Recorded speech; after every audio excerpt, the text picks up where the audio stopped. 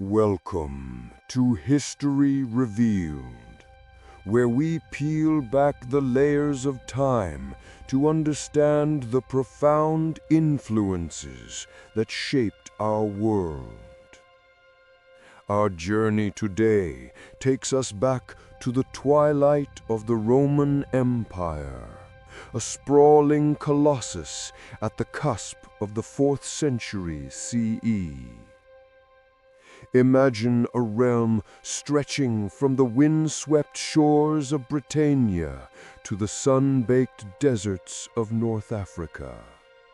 From the fertile plains of Gaul to the ancient lands of the Near East. This was not a monolithic entity, but a mosaic of cultures, languages, and crucially, an astonishing array of beliefs. At its heart, the Roman Empire was profoundly polytheistic. Gods and goddesses of the Roman pantheon, inherited and adapted from Greek and Etruscan traditions, held sway. Jupiter, Juno, Minerva, Mars, their temples dotted every city, their altars fragrant with offerings, their festivals marking the rhythm of daily life.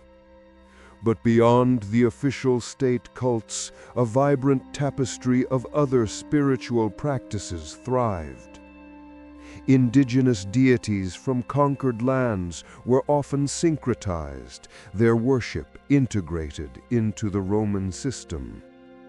Egyptian gods like Isis and Serapis found zealous followers, their mysteries attracting devotees across the empire.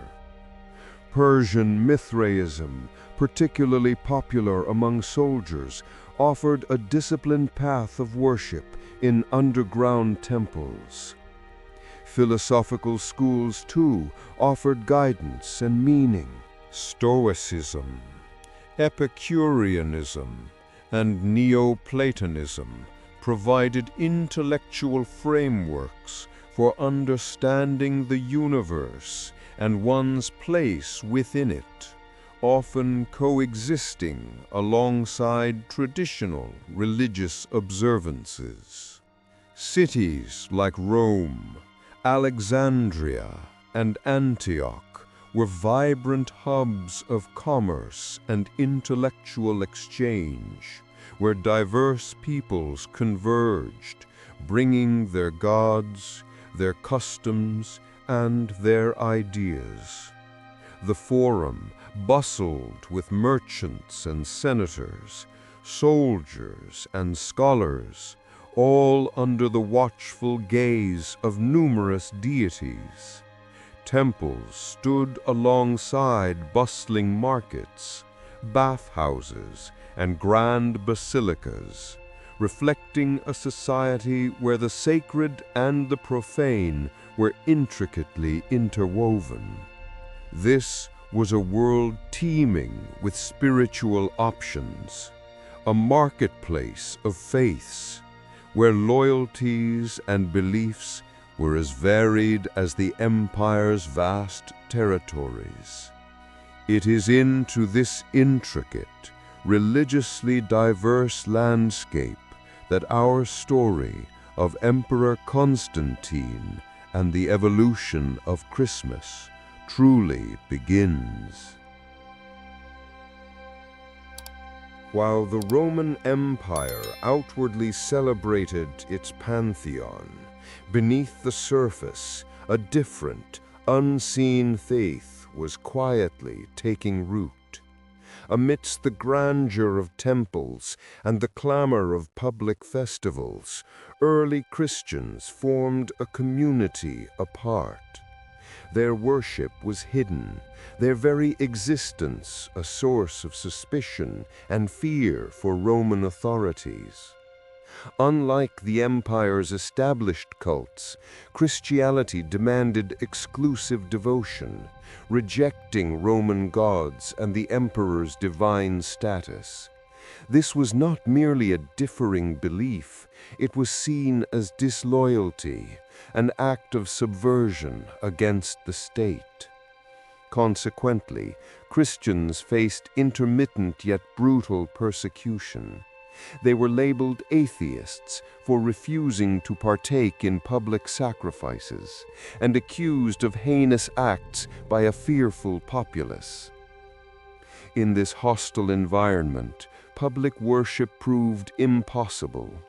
Communities gathered in the shadows, in the labyrinthine catacombs beneath cities like Rome, where the dead found rest and the living refuge for sacred rites. Private homes, too, became clandestine churches, their doors discreetly opened to a few, offering solace and spiritual sustenance away from prying eyes. Within these hidden spaces, believers shared communal meals, read from nascent scriptures, and performed the Eucharist, symbols of unity and shared hope. Their rituals were simple, profound, personal, fostering fierce solidarity. Murals adorned catacomb walls, depicting biblical scenes and symbols like the fish and anchor, silent testaments to a burgeoning spiritual world.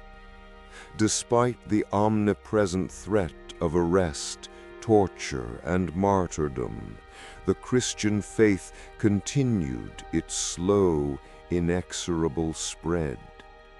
Its message of salvation, equality, and community resonated deeply, offering a radical alternative to the hierarchical Roman world. This unseen faith, nurtured in secrecy, was a powerful underground river, soon to burst forth and reshape the spiritual landscape of an empire. Indeed, that underground river was about to find its unexpected champion in the tumultuous political landscape of the early 4th century.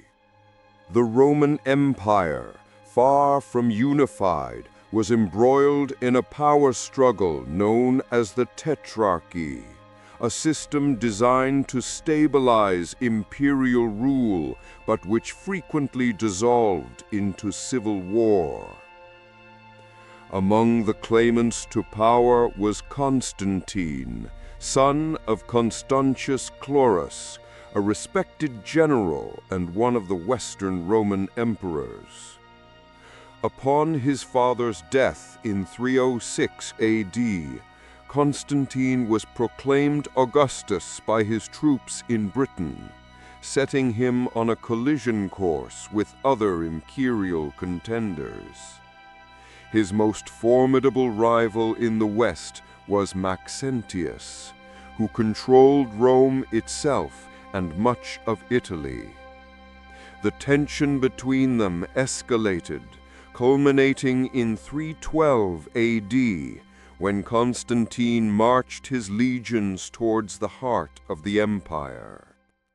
What transpired next at the Milvian Bridge just outside Rome would not only decide the fate of two emperors, but irrevocably alter the course of Western history and the future of Christianity.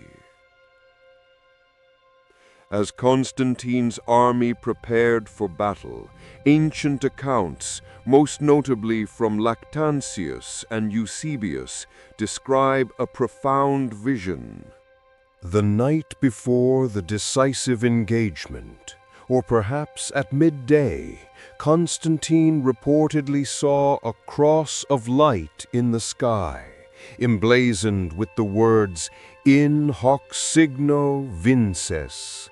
In this sign, you will conquer. He was then commanded, either in a dream or by a divine voice, to inscribe a new symbol, the Chi Rho, the first two Greek letters of Christ, onto his soldiers' shields and banners.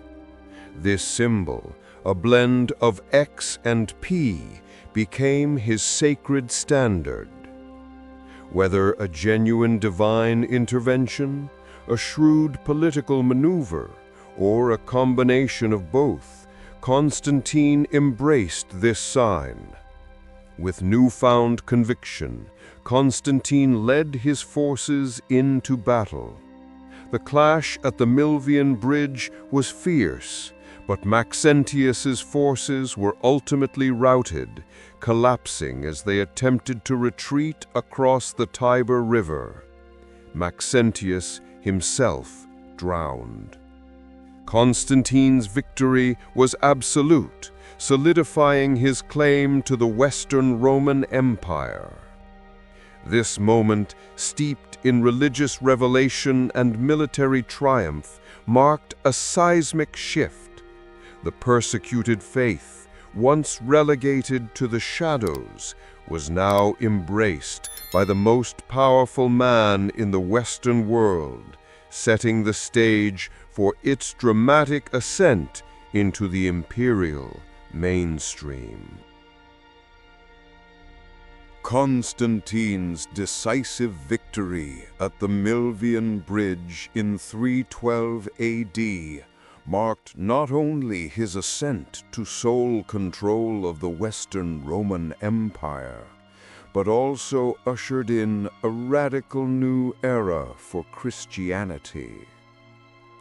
Building on the momentum of his proclaimed divine vision, Constantine understood the immense potential of aligning with this rapidly growing faith.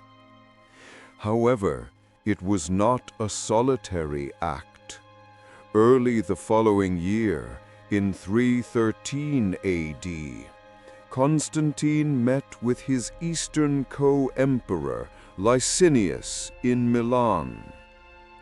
The purpose of this historic summit was to solidify their alliance and, crucially, to discuss the ongoing religious tensions across the vast empire. The result of their deliberations was a landmark piece of legislation known as the Edict of Milan. This declaration was not, as often mistakenly believed, the moment Christianity became the official religion of the Roman Empire. Rather, it was a proclamation of religious toleration, granting every individual the freedom to worship as they pleased.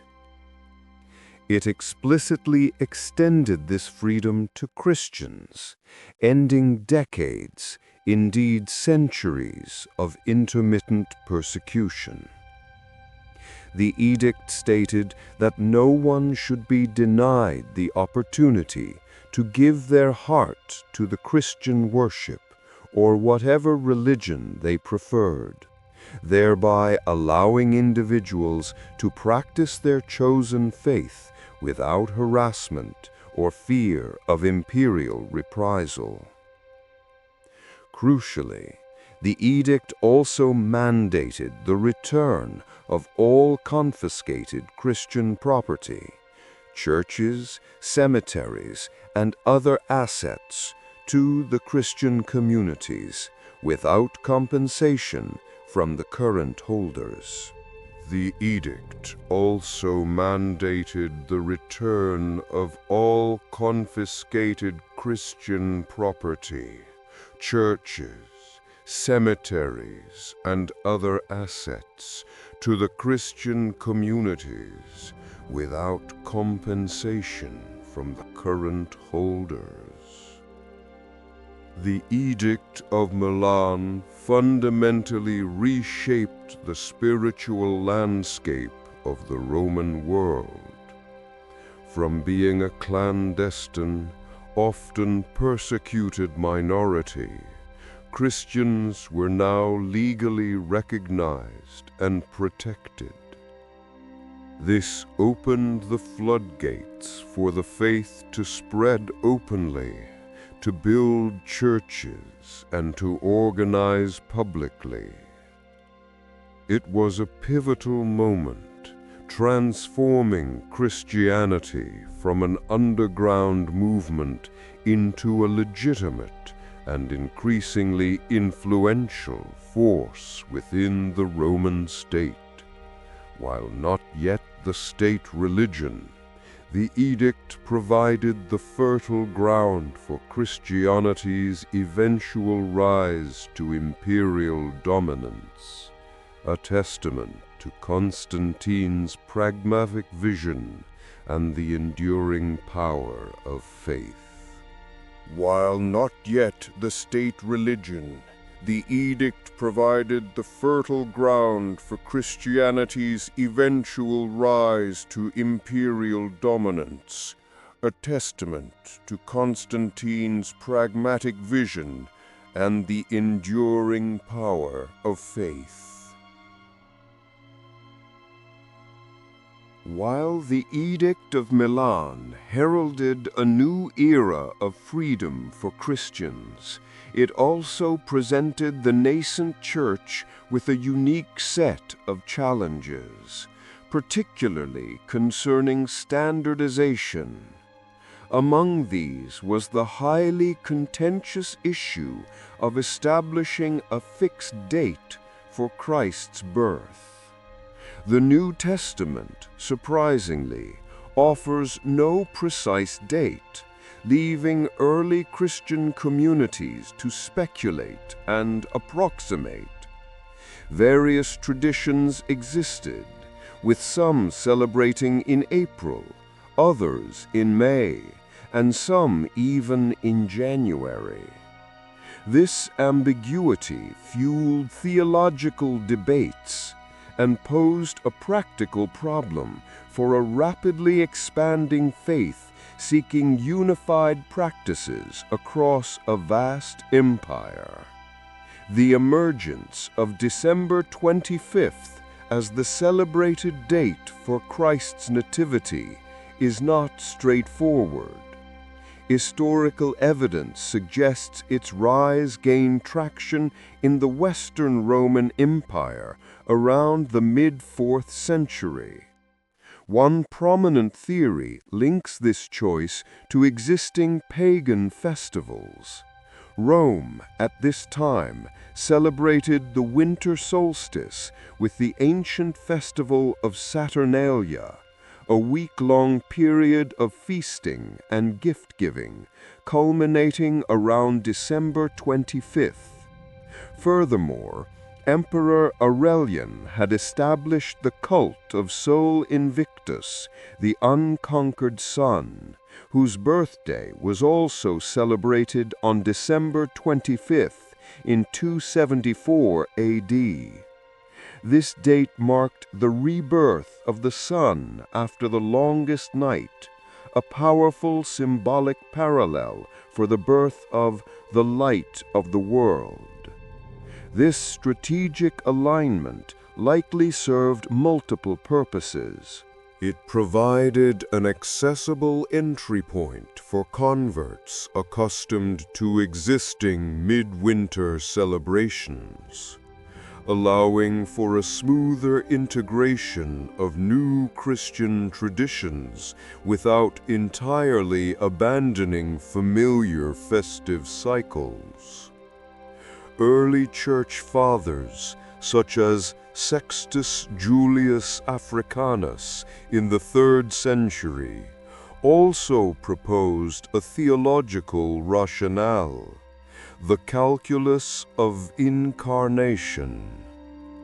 This theory posited that Christ was conceived on March 25th, the date of the vernal equinox, a traditional date for creation, and 9 months later his birth would naturally fall on December 25th.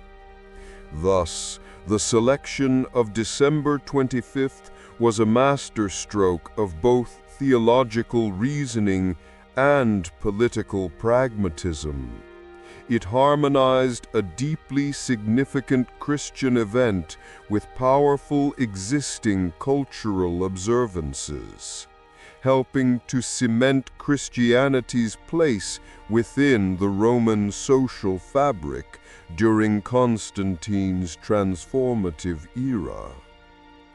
This decision, though controversial for some, played a crucial role in shaping the Christmas we recognize today, intertwining ancient traditions with a new, ascendant faith.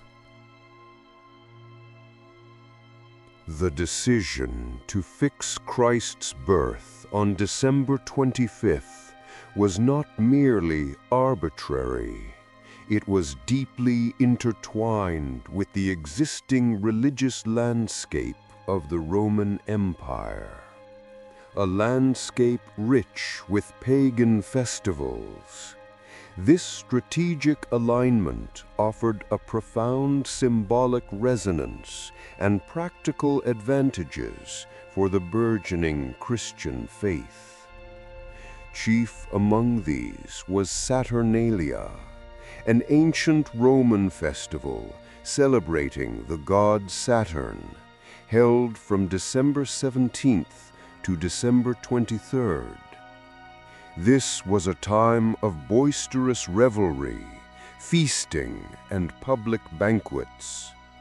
Gift-giving was a significant tradition, with people exchanging small presents, often wax candles or clay figurines. Social norms were temporarily inverted, with masters serving slaves, demonstrating a unique break from typical hierarchies. Gambling, usually forbidden, was permitted, adding to the festive atmosphere of playful transgression. Businesses closed their doors, signaling a universal pause from daily toil. Streets buzzed with joyful processions and shouts of "Io Saturnalia." It was a period of unrestrained merriment, marking the darkest point of the year before the days began to lengthen once more. The spirit of Saturnalia, with its emphasis on community and celebration, provided a familiar framework upon which new Christian observances could be built, easing the transition for converts. Parallel to Saturnalia, and perhaps even more significant in its timing, was the celebration of Sol Invictus, the unconquered sun. Instituted as an official Roman cult by Emperor Aurelian in 274 AD, Sol Invictus's birthday was observed on December 25th. This date coincided with the winter solstice, symbolizing the sun's rebirth after the longest night of the year. For the Romans, the sun god represented power, light, and cosmic order, qualities that could be profoundly reinterpreted within a Christian context.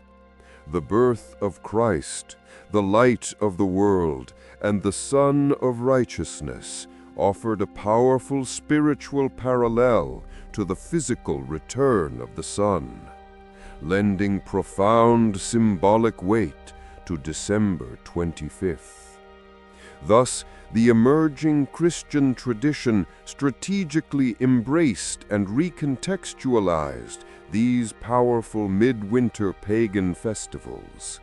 It wasn't an act of mere appropriation, but a sophisticated integration that allowed Christianity to speak in a language familiar to the Roman populace. This intertwining of ancient pagan roots with nascent Christian practices helped solidify the cultural foundation of Christmas, ensuring its widespread acceptance across the vast Roman Empire, and shaping its enduring customs for centuries to come. While Constantine was forging a new imperial identity for Christianity, his mother, Empress Helena, played an equally crucial, albeit different, role in solidifying the faith's earthly foundations. Born into humble circumstances, Helena embraced Christianity later in life, after her son's conversion, becoming a fervent and influential devotee. Her profound piety led her to undertake a momentous journey to the Holy Land between 326 and 328 AD. A pilgrimage that would indelibly shape Christian topography and imperial patronage. Helena's quest was driven by a deep desire to locate and venerate the sites central to Christ's life, death, and resurrection. With imperial resources at her disposal, she meticulously sought out these sacred places, guided by local traditions and the emerging Christian communities. Her actions transformed mere locations into hallowed ground, imbued with historical and spiritual significance. Perhaps her most famous contribution was the identification of the true cross and the construction of the Church of the Holy Sepulchre in Jerusalem. This magnificent basilica, commissioned by Constantine but spearheaded by Helena, marked what was believed to be Golgotha and Christ's tomb. Similarly, she is credited with establishing the Church of the Nativity in Bethlehem, built over the grotto traditionally identified as Christ's birthplace.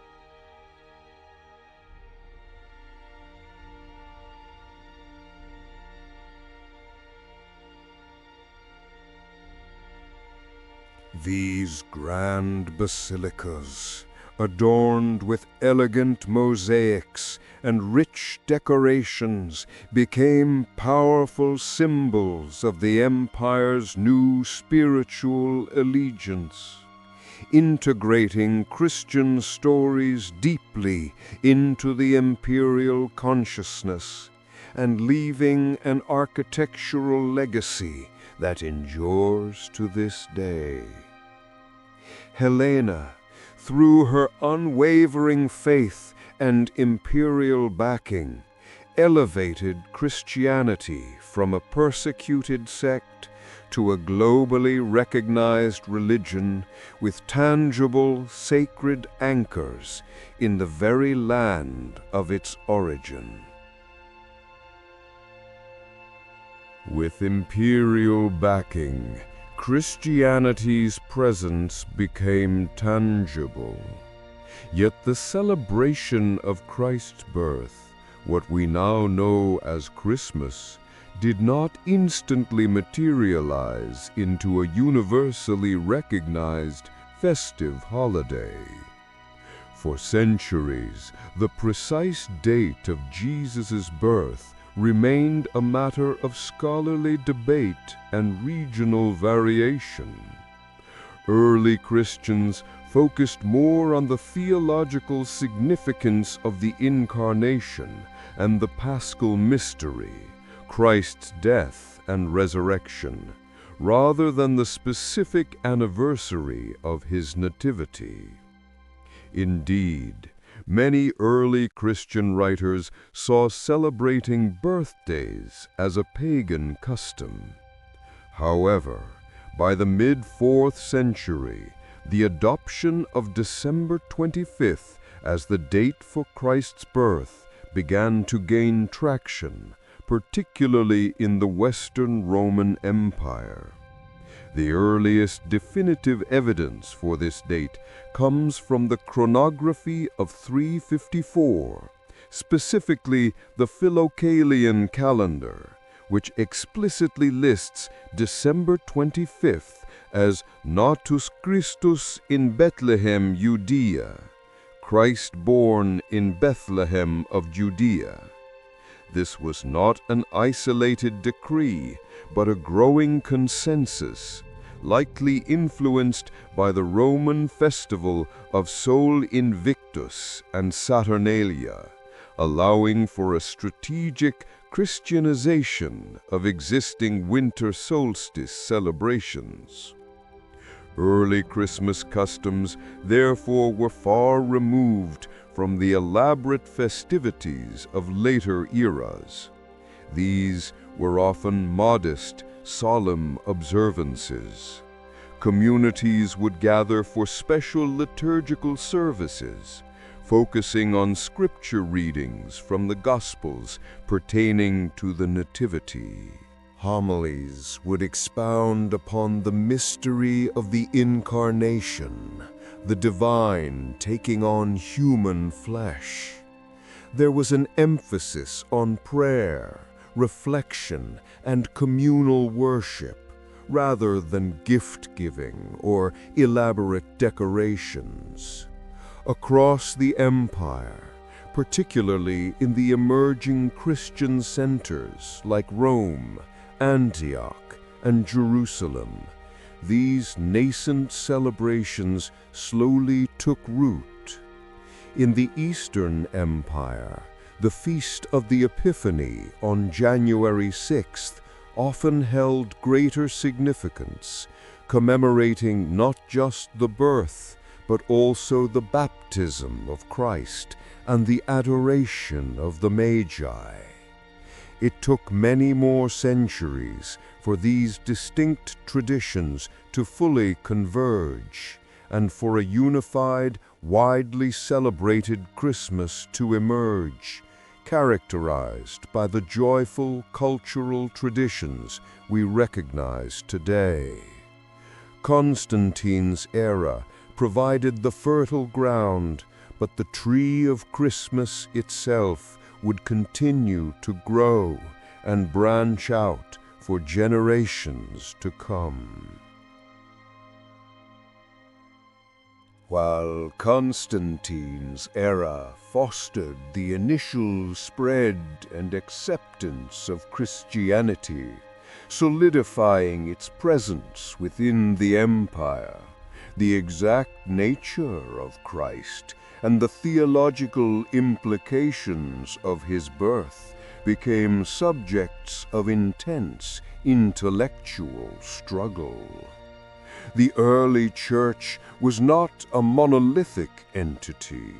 Various schools of thought wrestled with profound questions, often leading to fierce debates that shaped core doctrines. One of the most significant was the Arian controversy, which challenged the divinity of Christ. Arius, a presbyter from Alexandria, argued that Jesus, though divine, was created by God the Father, and thus subordinate, not co-eternal. This perspective had direct implications for understanding the Incarnation, and by extension, the significance of the Nativity.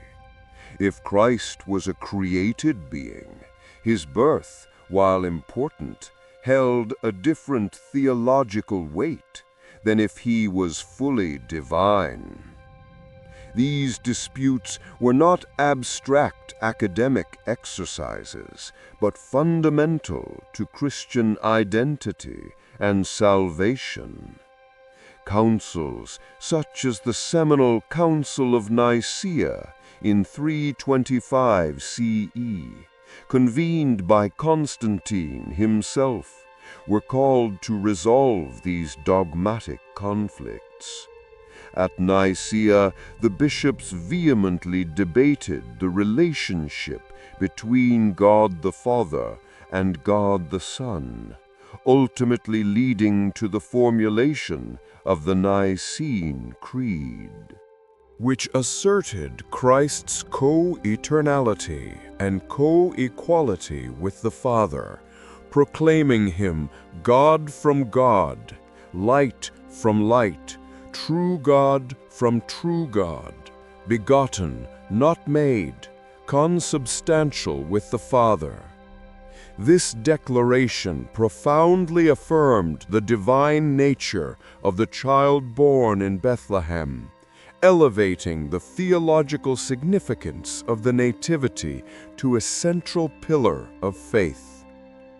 Beyond Nicaea, subsequent councils and influential theologians like Athanasius of Alexandria continued to refine and defend these orthodox positions, ensuring that the celebration of Christ's birth was not merely a historical commemoration, but an acknowledgement of the divine entering human history.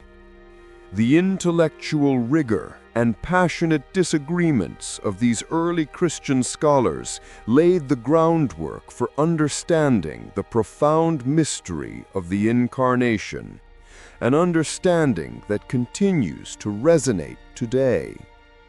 Thus, Constantine's era, while initiating a new chapter for the faith, also ignited the crucial theological battles that would define the very essence of Christianity and the meaning behind Christmas for millennia to come. How do these ancient debates, fought with such intellectual fervor, continue to shape our understanding of faith and tradition in the modern world? Constantine's reign, a period marked by profound theological upheaval and imperial transformation, bequeathed a legacy stretching far beyond the resolution of doctrinal disputes or the setting of a liturgical calendar. His most visible and enduring impact remains etched in stone and sacred space. Across the vast Roman Empire, and particularly in the East, a surge of Christian construction began, culminating in architectural marvels that redefined the religious landscape. Think of the original Church of the Holy Sepulchre in Jerusalem, commissioned by Constantine and his mother Helena, a site built over what was believed to be Christ's tomb and crucifixion site. Think of the original Church of the Holy Sepulchre in Jerusalem, commissioned by Constantine and his mother Helena, a site built over what was believed to be Christ's tomb and crucifixion site. Or the grand basilicas of Rome, like old St. Peter's, erected on the Vatican Hill, transforming a pagan necropolis into the spiritual heart of Western Christianity. These structures were not mere buildings. They were physical manifestations of a new imperial identity, monuments to the Christian faith that Constantine had embraced and elevated. Their grandeur and scale were unprecedented for Christian worship, moving the faithful from hidden catacombs into public, awe-inspiring spaces designed to accommodate vast congregations and project imperial power. Beyond the bricks and mortar, Constantine's legacy solidified Christianity's institutional framework. He fostered synods, financially supported the clergy, and integrated Christian principles into Roman law, fundamentally altering the social and political fabric of the empire. His actions paved the way for Christianity to become the dominant religion, a shift that would ultimately shape European civilization for over a millennium. Even today, the echoes of his era resonate. The architectural blueprints of his basilicas influenced countless churches built across continents.